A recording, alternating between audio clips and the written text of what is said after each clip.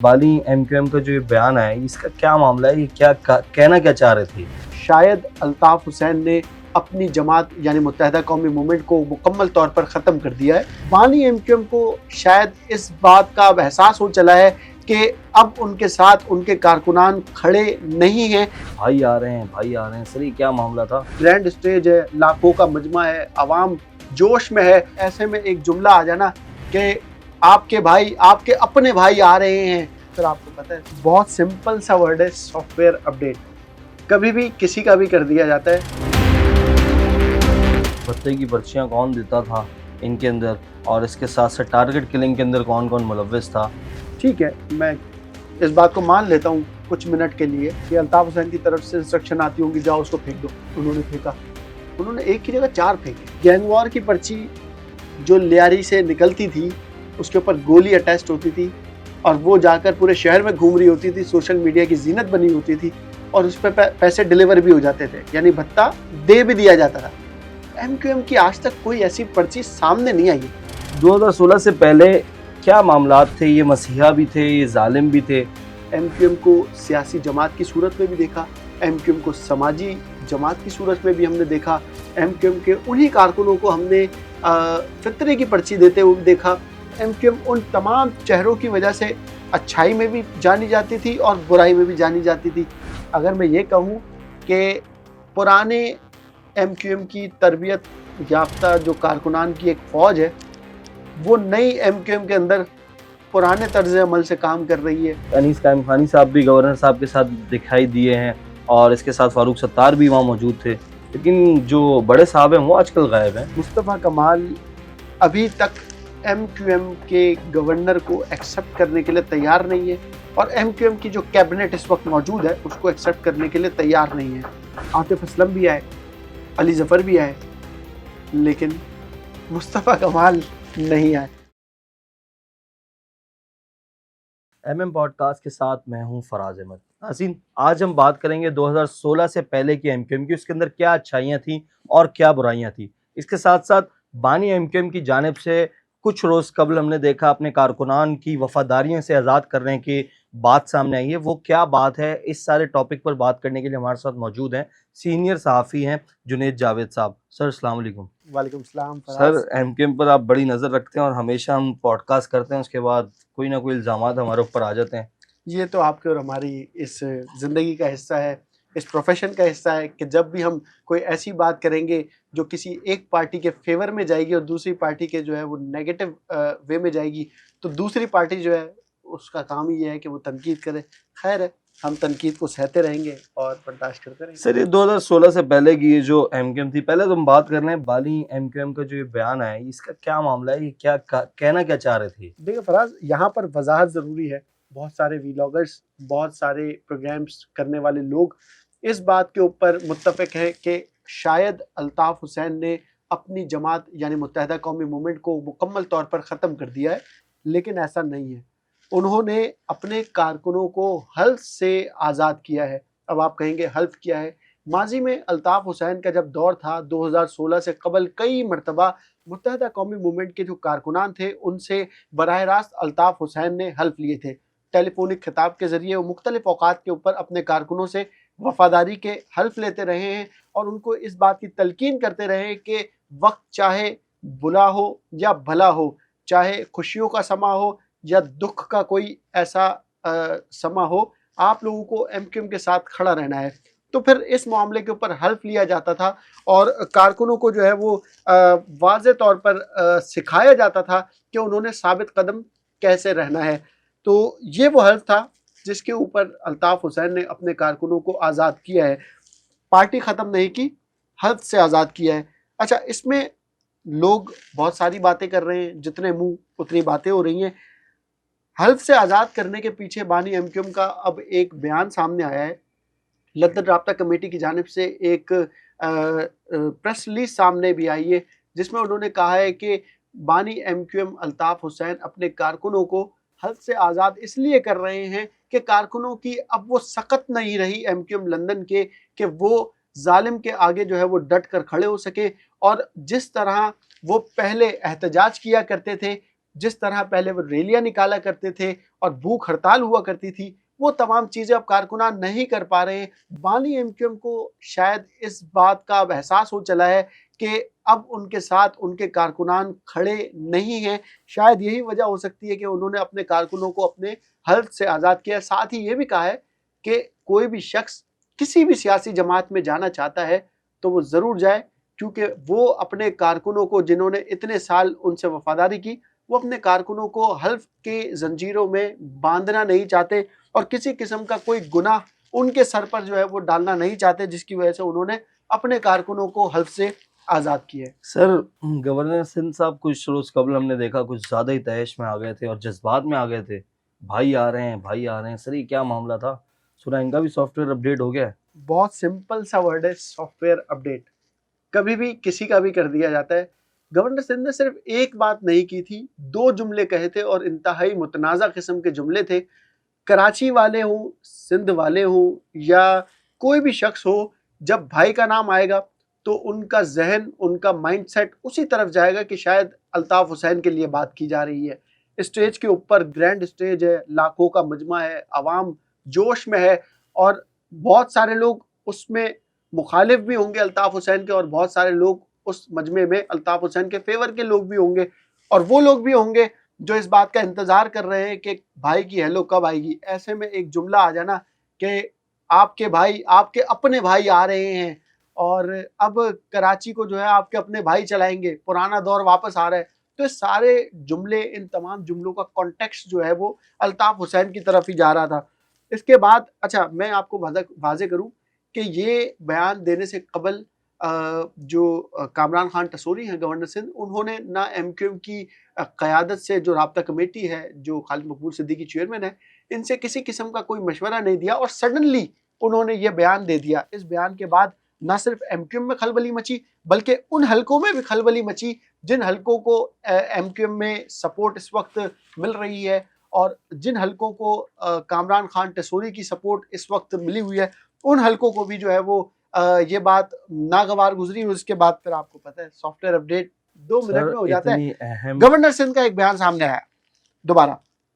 वो कहते हैं प्रेस कॉन्फ्रेंस के अंदर, उनका चेहरा आप देखें कि बिल्कुल उतरा हुआ चेहरा है और ऐसा लग रहा है कि वो अभी जो अभी है सॉफ्टवेयर अपडेट हुआ है। बिल्कुल ताज़ा ताज़ा उम्रा करके वापस आए और उन्होंने कहा कि मैंने जो बात की थी कि भाई आ रहे हैं, मैंने इस कॉन्टेक्स्ट में बात नहीं की थी। मेरे कॉन्टेक्स्ट कुछ यूँ थे कि हम आपके भाई हैं, हम सब आपके भाई हैं और हम आ रहे हैं। तो बिल्कुल हर किसी का जो है वो हक है कि वो कराची पर सियासत करे, अपना जोर जमाए, कराची के अंदर अपनी सियासी ताकत को जो है वो बढ़ाए, चाहे वो कोई भी जमात हो, एमक्यूएम हो, जमात इस्लामी हो, पीपल्स पार्टी हो, नून लीग हो, तमाम सियासी जमातों को जो है वो इख्तियार है। लेकिन ये जुमला बड़ा जो है वो मुतनाज़ था। इसके बाद एक और जुमला उन्होंने कहा, वो जुमला ये था कि कराची वाले वोट या पाकिस्तान के सिंध वाले, जो भी कह लें आप, वोट किसी को भी डालें, निकलना कहीं और ही है। तो फिर इतना मुतनाज़ जुमला आप किसके लिए कहना चाह रहे हैं? कौन लोग हैं जो इस तरीके के काम करते हैं? हम तो देखते हैं कि आवाम जाती है, लाइन लगाती है, पोलिंग स्टेशन के बाहर खड़ी रहती है, इंतज़ार करती है अपनी बारी का, फिर पोलिंग के अंदर जाके अमल को मुकम्मल करती है और फिर वापस आ जाती है। और फिर जब बॉक्स खुलता है तो उसके बाद फिर जो रिजल्ट होता है हमें टेलीविजन स्क्रीन पर नज़र आ रहा होता है। लेकिन गवर्नर सिंध ने इंतहाई मुतनाज़ बात बोली। शायद वो बात भी जो है वो उन लोगों को नागवार गुजरी होगी जिन लोगों ने गवर्नर सिंध को इस वक्त सपोर्ट किया हुआ है। तो मतलब सर, ये फॉर्म 45 और 47 वाली बात हकीकत में बदल गई है। गवर्नर सिंध कह रहे हैं, गवर्नर सिंध वाजे तो यही कर रहे हैं कि फॉर्म 45 और 47 दोनों ही जो है वो कारामद है। सर, कुछ ना कुछ तो ऐसा हुआ होगा कि एक इतने अहम सीट का बंदा जो है वो ये बातें कर रहा है। सूबे का आईनी सरबराह है भाई गवर्नर, सूबे का आईनी सरबराह खड़ा होकर ये कह रहा है कि भाई आ रहे हैं। सर, होश होश में थे। तो आप सोचें कि अवाम का जज्बा कहाँ होगा, वो लोग जो अल्ताफ हुसैन को चाहते हैं उनका जज्बा कहाँ होगा कि भाई आ रहे हैं। हालांकि हमारे पास, मेरे पास, आपके पास, हम जर्नलिज्म पढ़कर आए हैं, काम कर रहे हैं, 14-15 सालों से सहाफत से वाबस्ता है। बीच में ऐसी कुछ लहर चली भी थी, लेकिन अभी इस माहौल में अल्ताफ हुसैन की आमद, अल्ताफ हुसैन की हेलो मुकम्मल तौर पर जो है वो नामुमकिन है। कहीं भी नजर नहीं आ रहा। अल्ताफ आने वाले हुसैन का टाइम में भी एक्सेस, नजर नहीं आ और रहा। अब आने वाले टाइम पे भी नजर नहीं आ रहा। फिर आप जब ये ऐलान कर दें, इसका मतलब तो अल्ताफ हुसैन खुद भी इस मामले में हार मान चुके हैं कि वो अपने कारकुनों को अपने वफादारी हल्फ से आजाद कर चुके हैं। तो इसका मतलब यह है कि अल्ताफ भाई भी जो है मान चुके हैं कि ठीक है यार, अब मुझे स्पेस नहीं मिल रहा है तो मैं अपने काम करूं। अब वो अपनी सियासी एक्टिविटीज इसी टिकटॉक के जरिए, फेसबुक के जरिए, यूट्यूब के जरिए, सोशल मीडिया दीगर का। जो डिजिटल नेटवर्क्स हैं सोशल मीडिया के, उसके जरिए वो आगे बढ़ाते रहेंगे। लेकिन कारकुनान किस हद तक उनके साथ इस बयान के बाद भी खड़े रहेंगे, ये फिर आने वाला वक्त ही बताएगा। सर 2016 से पहले की एमक्यूएम की कुछ अच्छी बातें और ख़ास तौर पर कुछ ज़्यादा ही कुछ बुरी बातें भी हैं। ऐसा नहीं है कि हम बोल दें कि बिल्कुल वन साइडेड वाली कहानी थी, दोनों तरफ से पार्टी फुल चलती रही है। तो सर 2016 से पहले क्या मामलात थे? ये मसीहा भी थे, ये जालिम भी थे। कुछ लोगों के लिए मसीहा थे, वो कैसे थे? कुछ लोगों के लिए जालिम थे, वो कैसे थे? ज़रा बताएंगे। फराज, साल 2016 से पहले मुत्तहदा कौमी मूवमेंट जो थी वो किसी के लिए मसीहा थी और किसी के लिए जालिम थी। एमक्यूएम के हमने कई रूप देखे हैं। एमक्यूएम को सियासी जमात की सूरत में भी देखा, एमक्यूएम को समाजी जमात की सूरत में भी हमने देखा, एमक्यूएम को जो कारकुन होते थे उनको उस सूरत में देखा जिस सूरत में हर शख्स एमक्यूएम को देखना चाहता था। एमक्यूएम थानेदारी सिस्टम में भी हमने एमक्यूएम को देखा। अब आप कहेंगे थानेदारी सिस्टम कैसी? एमक्यूएम के यूनिट ऑफिस के अंदर वो मसाइल भी हल होते थे जो घरेलू नाचाकियों के होते थे, जो तलाक के मामलात होते थे, जो किसी किस्म का कोई लेन देन का मामला हो, वो मामलात भी होते थे। हत्ता कि एमक्यूएम के कारकुनों को हमने इलाके के अंदर सिक्योरिटी करते हुए भी देखा। एमक्यूएम के उन्हीं कारकुनों को हमने फितरे की पर्ची देते हुए भी देखा। कुछ लोगों को फितरे की पर्ची लगती थी, लेकिन कुछ लोगों को वो फितरे की पर्ची भत्ते की पर्चियां लगती थी। एमक्यूएम के उन्हीं कारकुनों को हमने खाले जमा करते हुए भी देखा, और एमक्यूएम के उन्हीं कारकुनों को हमने घर घर राशन पहुंचाते हुए भी देखा। किसी भी नागहानी की सूरत हाल के अंदर एमक्यूएम कारकुनों को हमने अवाम के दरमियान में देखा। तो एमक्यूएम के कई चेहरे थे, और एमक्यूएम उन तमाम चेहरों की वजह से अच्छाई में भी जानी जाती थी और बुराई में भी जानी जाती थी। जो एमक्यूएम को पसंद नहीं करते थे वो लोग एमक्यूएम को उस जमाने में खौफ के सबब कुछ बोल भी नहीं सकते थे, लेकिन जो लोग एमक्यूएम को पसंद करते थे वो लोग एमक्यूएम के साथ जान निछावर करने के लिए भी तैयार रहते थे। तो एमक्यूएम के कई फेसेस थे जो हमने देखे। सबसे बड़ी बात, 2016 से पहले एमक्यूएम के कारकुनों की तरबियती नशिस्त हुआ करती थी। 2016 के बाद से लेके आज तक 2025 9 साल गुजर चुके हैं, एमक्यूएम के कारकुनों की तरबियती नशिस्त अभी तक नहीं हुई। अगर मैं ये कहूँ कि पुराने एमक्यूएम की तरबियत याफ्ता जो कारकुनान की एक फौज है, वो नई एमक्यूएम के अंदर पुराने तर्ज अमल से काम कर रही है या पुराने माइंडसेट से काम कर रही है, तो ये गलत नहीं होगा, क्योंकि अभी तक नए माइंडसेट ने उस पुराने माइंडसेट की किसी किस्म की कोई भी तरबियती नशिस्त ही नहीं की। बाकायदा दिन मुकर्रर होते थे।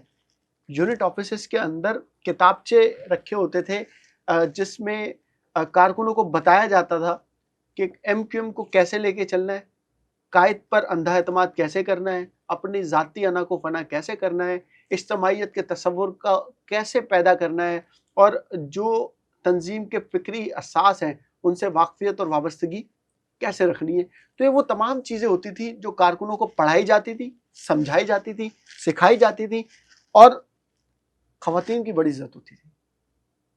बाजी आ रही हैं, बाजी आ रही हैं। गली के अंदर जो लौंडे लपाड़े बैठे होते थे वो मैली आंख से किसी बहन बेटी को देख नहीं पाते होते थे, क्योंकि उनको पता होता था कि अगर हमने यहाँ पर मैली आंख से देख लिया तो पीछे बैठे हुए जो लोग हैं उन्होंने छोड़ना नहीं है। लेकिन इसी एमक्यूएम के इन्हीं कारकुनों के ऊपर यह भी इल्ज़ाम लगा है कि वो कई घरों की औरतों की जो है वो मुबैना तौर पर, मैं लफ्ज़ इस्तेमाल करूँगा कि ये इल्ज़ाम लगता रहा है कि वो इज़्ज़तें महफूज नहीं रख सके। तो यही बात है कि एमक्यूएम किसी के लिए अच्छी है और किसी के लिए बुरी है, लेकिन अभी वाली एमक्यूएम जो है वो बहुत से लोगों के लिए अच्छी है और बहुत से लोगों के लिए बुरी है, लेकिन माइंडसेट वही पुराना है, तरबियत नहीं हुई। अच्छा सर, ये आपने तो चले अच्छाइयाँ बता दी, अब ये बता दें भत्ते की पर्चियाँ कौन देता था इनके अंदर, और इसके साथ साथ टारगेट किलिंग के अंदर कौन कौन मुलव्विस था, जिसकी वजह से हमने देखा कि एमक्यूएम को बहुत नुकसान हुआ है। तो ये कौन से लोग थे? एमक्यूएम को सबसे ज़्यादा नुकसान उन्हीं लोगों से हुआ है जिन लोगों ने ज़रूरत से ज़्यादा यानी अपने हद से तजावुज़ किए हैं। हद से तजावुज़ का लफ्ज़ मैं इस्तेमाल इसलिए कर रहा हूँ कि ठीक है, मैं इस बात को मान लेता हूँ कुछ मिनट के लिए कि अल्ताफ़ हुसैन की तरफ से इंस्ट्रक्शन आती होंगी, जाओ उसको फेंक दो। उन्होंने फेंका, उन्होंने एक की जगह 4 फेंके, 3 अपने भी जिनसे उतार अपनी दिए, लड़ाइयाँ थी। जिनसे अपनी ज़ाती रंजिशें थी उनको भी उतार दिया। तो ये मामला तो बढ़ते चले गए ना। फिर भत्ते की पर्ची, अल्ताफ़ हुसैन लंदन से आके तो यहाँ लोगों को नहीं कहते थे कि जाओ भत्ते की पर्चियाँ दो।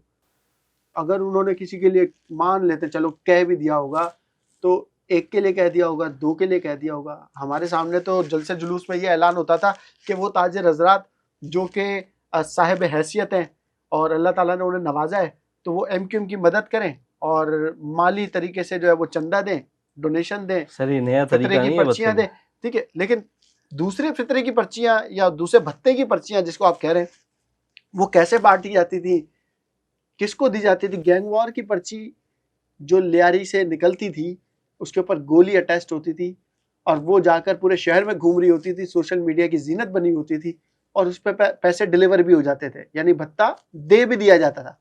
एमक्यूएम की आज तक कोई ऐसी पर्ची सामने नहीं आई है सिवाय फितरे की पर्ची के और सिवाय सर ये फितरे की ज़कात पर्चियां तो आप की ये जो कह रहे पर्ची हैं है उसके। इलाके के लोगों के लिए होती होंगी। सर ये हाजी साहब सुना था किसी को भी नहीं छोड़ते थे। नहीं, ऐसा नहीं है, बहुत सारी चीज़ें हैं। अब मैंने आपको पहले ही कहा ना कि जितने मुंह उतनी बातें। बहुत सारे लोगों के लिए एमक्यूएम अच्छी है, बहुत सारे लोगों के लिए बुरी। जिसको फितरे की पर्ची लेनी थी, वो फितरे की, भाई उस फितरे की पर्ची से क्या होता था? मैंने अपनी नज़रों से देखा, मैंने अपनी आंखों से देखा, केकेएफ चलता था, अस्पताल चलता था, मुर्दा खाना चलता था, राशन तकसीम हो रहा था और भी कई ऐसे जो फलाही काम है वो एमक्यूएम इन्हीं पर्चियों के पैसों से, खालों के पैसों से, ज़कात के पैसों से, फितरे के पैसों से, चंदे के पैसों से जमा करती थी। शहर में केकेएफ नाम की एम्बुलेंसेस चला करती थी। आप फेडरल बी एरिया जाएं, केकेएफ का जो जनरल हॉस्पिटल है वहाँ जाएं, वहाँ पर आज दर्जनों की तादाद में गाड़ियाँ खराब पड़ी हुई हैं, धूल चाट रही हैं। अगर अब तो क्योंकि एमक्यूएम के पास वो नहीं है ना सिस्टम, फितरे की पर्चियाँ अब नहीं दी जा रही, खाले एमक्यूएम अब नहीं ले रही है, नई एमक्यूएम है, वो ये सारे मामलात नहीं करे, लेकिन एमक्यूएम फिर भी चल रही है। कैसे चल रही है? बड़ी बात है सर। जो एमक्यूएम से मोहब्बत करने वाले, जो इस एमक्यूएम से मोहब्बत करने वाले लोग हैं, वो इस एमक्यूएम को चंदा दे रहे हैं। सर इस एमक्यूएम से कोई मोहब्बत करने वाला है वैसे? अब आप दोनों रंग दे सकते हैं, आप दोनों रंग यूं दे सकते हैं कि डर के दे रहे हैं, मोहब्बत में दे रहे हैं, लेकिन दे रहे हैं। एमक्यूएम का सेटअप इस वक्त चल रहा है। सर एमक्यूएम की बुनियाद हमने देखा आम इंसान की तरीके से रखी गई। आम इंसान की एक अहमियत होगी, एक गली का जो इंसान होगा वो एमपीए बनेगा, अमीर गरीब इंसान एक दर्जी बनेगा, कोई कॉल ऑपरेटर बनेगा। लेकिन हमने ये देखा बानी एमक्यूएम ने सबको मौका दिया, ऐसा नहीं है कि किसी को मौका नहीं दिया, सबको मौका दिया। लेकिन मसला ये हुआ जो दर्जी था वो आज किधर पहुंच गया, जो कॉल ऑपरेटर था, ट्यूशन पढ़ाने वाले बिल्डर बन गए, जो नर्सरी में जॉब किया करते थे, पौधों को पानी दिया करते थे, आज वो इंडस्ट्रीज के मालिक बने बैठे हुए हैं। तो एमक्यूएम ने मुतवस्सित तबके को सपोर्ट किया था, अल्ताफ हुसैन की एमक्यूएम ने मुतवस्सित तबके को सपोर्ट किया था और इस तरह सपोर्ट किया था कि शायद वो आगे जाएगा तो अपने साथ वालों को जो है वो अकोमोडेट करेगा, अपनी आवाम को, अपने हल्के की आवाम को खुसूसी तौर पर अकोमोडेट करेगा। लेकिन ऐसा नहीं है। आज की एमक्यूएम ले लें, आज की इस वक्त की एमक्यूएम में कई एमपीएज ऐसे हैं जो कि अपने इलाकों में जाते तक नहीं है। सर ऐसे ऐसे नाम है जिनको हमने कभी सुना ही नहीं, आज एमपीए बन के बैठे हैं। बिल्कुल ऐसा ही है। लेकिन पहले होता ऐसा था कि 2016 से पहले एमक्यूएम के हर एमपीए को अपने इलाके के अंदर, सेक्टर के अंदर जो सेक्टर ऑफिस होता था वहां पर बैठना लाजिम होता था, जीतने से पहले भी और जीतने के बाद भी। फिर हफ्ते में एक मरतबा ड्यूटी लगती थी उसकी खुर्शीद मेमोरियल हॉल में, और वो एमपीए खुर्शीद मेमोरियल हॉल में दिन में या रात में जो भी स्केड्यूल होता था उस हिसाब से वो अपनी ड्यूटी करता था। वहां पर जो शिकायतें आती थी उसको फौरी तौर पर हल किया जाता था। आज की एमक्यूएम में वो तमाम चीजें अब सर खत्म हो गई एमपीए से हैं। मिलना ही वही, जो दूसरी सियासी जमातें हैं वो वाला हाल है, अपने एमपीए से भी नहीं मिल सकते अब आप तो। बिल्कुल ऐसा ही है। अच्छा मैं आपको बताऊं, सर सुना है इसमें ये झाड़ू भी मारा करते थे 90 में हर एमपीए काम से। किया करते थे। बर्तन धोते हुए मैंने एमक्यूएम में एमपीएस को देखा है। मैंने चाय बनाते हुए एमक्यूएम में एमपीएस को देखा है। मैंने एमपीए हॉस्टल के अंदर लोगों को अपने अपने कमरों के अंदर बेडशीट बिछाते हुए देखा है। तो बहुत डाउन टू अर्थ जमात उस वक्त चला करती थी और कारकुनान भी उस वक्त चला करते थे। लाजिम सी बात है, जब आपकी रस्सी, आपकी पकड़ मजबूत होगी ना, तो फिर आपका जो दाएं बाएं वाला जो आपके लिए काम कर रहा है, अब चाहे आप मुलाजिम समझें उसे, चाहे आप अपना वर्कर समझें, चाहे आप अपना जानशीन समझें, वो आपसे इधर उधर नहीं जाएगा। लेकिन आपने जहाँ डील छोड़ी वहाँ फिर 2016 के बाद वाली एमक्यूएम नजर आएगी आपको। अच्छा सर, 2016 वाली एमक्यूएम की बात हो गई। अब वो जो आपने बताया कि हजारों जो आजकल मालिकान बने बैठे हैं एमक्यूएम के, सर वो 2-3 दिन से देख रहे हैं जी, अगस्त के महीने से हम देख रहे हैं कि अनीस कायम खानी साहब भी गवर्नर साहब के साथ दिखाई दिए हैं और इसके साथ फारूक सत्तार भी वहाँ मौजूद थे, लेकिन जो बड़े साहब हैं वो आजकल गायब हैं। आप मेरा ख्याल है कि मुस्तफ़ा कमाल की बात कर जी रहे सर, वो आजकल नजर नहीं आ रहे, वफाकी वजीर बन तो गए हैं। हैं ना लेकिन। सिर्फ अगस्त, बल्कि आप अगस्त से पहले चले जाएं, जुलाई में चले जाएं, जून में चले जाएं, मई में चले जाएं, आपको मुस्तफ़ा कमाल कहीं नजर नहीं आ रहे होंगे। उसकी वजह यह है कि मुस्तफ़ा कमाल अभी तक एमक्यूएम के गवर्नर को एक्सेप्ट करने के लिए तैयार नहीं है, और एमक्यूएम की जो कैबिनेट इस वक्त मौजूद है उसको एक्सेप्ट करने के लिए तैयार नहीं है। गवर्नर सिंध कामरान खान टसूरी रोजाना की बुनियाद पर मार्काए हक के हवाले से हर तकरीबात प्रोग्राम कर में रहे हैं। गवर्नर सिंध के इस प्रोग्राम में फारूक सत्तार भी मौजूद हैं, अनीस कायम खानी भी मौजूद हैं। बड़ी बात है और अनीस कायम खानी। अच्छा, अनीस कायम खानी आप देखें, हर मीटिंग में, चाहे वो पार्टी की हो, हर प्रेस कॉन्फ्रेंस में, गवर्नर हाउस के हर प्रोग्राम में आपको बढ़ चढ़ के बिल्कुल गवर्नर सिंध के शाना बशाना खड़े हुए नजर आ रहे होंगे। और बड़े दिनों बाद। और अभी भी आपने कल भी देखा होगा कि जो प्रोग्राम 5 स्टार चौरंगी पे हुआ है वहां पर उन्होंने स्पीच भी दी है और वहां खड़े हैं सारे जो रहनुमा हैं, वो एक साथ हैं। नहीं है तो वो मुस्तफ़ा कमाल नहीं है। अब मुस्तफ़ा कमाल कहाँ है? मुस्तफ़ा कमाल 11 या 12 अगस्त को उम्रे के लिए चले गए, अल्लाह ताला उनका उम्रा कबूल करे। अभी इस वक्त वो उम्रे की अदायगी कर रहे हैं। इससे पहले जो 10 दिन या 11 दिन है, उस 10-11 दिन में वो एक मरतबा भी गवर्नर हाउस नहीं आए। राहत फ़तेह अली खान भी आए, आतिफ असलम भी आए, अली जफ़र भी आए, लेकिन मुस्तफ़ा कमाल नहीं आए। तो ज़ाती रंजिशें जहाँ हो ना, वहाँ पर ये मामलात मज़ीद ख़राबी की तरफ ही जाते हैं। आपको मैं बताऊं कि 3 माह में, यानी मई, जून, जुलाई, ये अगस्त चल रहा है, 3 माह के दरमियान बहादुराबाद के मरकज़ पर मुस्तफ़ा कमाल सिर्फ 3 मरतबा आए, और वो भी टोलियों की सूरत में आए, नारेबाजी आंधी करवा की के तरह आए और तूफान की तरह चले गए। पार्टी के किसी भी मामलात में अब वो अमल दखल नहीं कर रहे।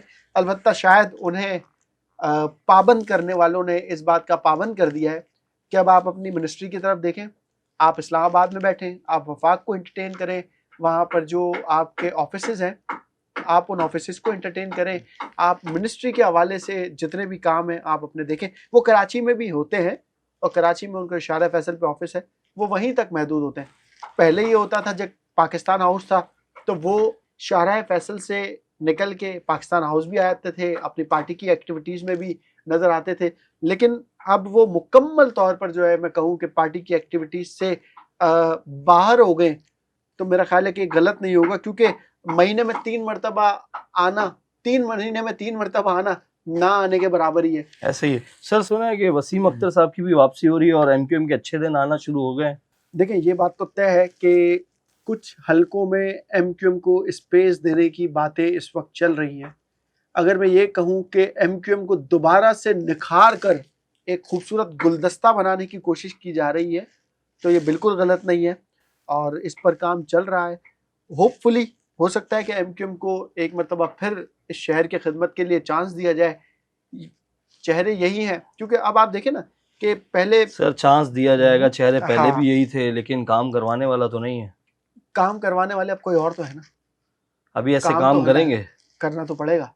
जुनेद साहब बड़ी खबर दे रहे हैं आप, ये कि एमक्यूएम को थोड़ा सा स्पेस दिया जा रहा है। बिल्कुल अच्छी बात है, इतना स्पेस मिल जाए कि अपनी ऑपोजिशन उसमें आ जाए, हाँ, हालत अपनी में आ अपनी जाए। पोजीशन मजबूत कर ले, हाँ, कारकुनों को, अच्छे से आवाम ऑपोजिशन को भी अच्छे से निभाएं। एंटरटेन कर ले। जो स्पेस एमक्यूएम ने छोड़ा है, एमक्यूएम को चाहिए कि अब वो स्पेस जो है वो फिल करे इस वक्त, क्योंकि मैं आपको बता रहा हूँ ना कि इस वक्त पार्टी की जो तंजीमी मामलात हैं वो अनीस कायम खान ही संभाल रहे हैं, और उनसे बेहतर कोई और मेरा नहीं ख्याल है कि संभाल दूसरा सकते। संभाल भी नहीं सकता। तो अनीस कायम खान ही वो जिम्मेदारी अपने निभा रहे हैं। गवर्नर सिंध एंटरटेनमेंट एक्टिविटीज के अंदर इस वक्त अवामी मसरूफ है, नुमाइंदा। अवामी गवर्नर।